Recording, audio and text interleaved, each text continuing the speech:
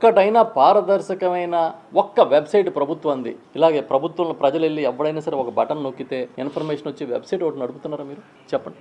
ప్రభుత్వం పారదర్శకతతో మేము ఎప్పుడు అడిగితే అప్పుడు మాకు ఆన్లైన్లో ఇలా బటన్ నొక్కితే డేటా వచ్చే ఒక వెబ్సైట్ ఏమైనా నడుపుతున్నారా?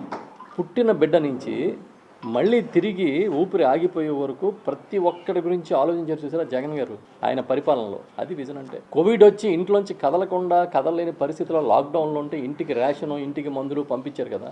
చివరికి ఆక్సిజన్ కాన్సన్ట్రేటర్లు కూడా ఇంటికి పంపించారు కదా. అది విజన్ అంటే. జగన్ మార్క్ పరిపాలనకి నిదర్శనం ఏంటంటే సచివాలయాల గ్రామాల్లో మీరు పేర్లు మార్చండి, ఏదైనా రంగులు మార్చండి, ఏదైనా మార్చండి. మాట్లాడేవాడిని ఎలా కంట్రోల్ చేయాలి, ఎలా ఒత్తిడి చేయాలి, ఎలా కేసులు పెట్టాలి, ఎలాగ బురద చల్లాలి, ఈ టైప్ ఆలోచన.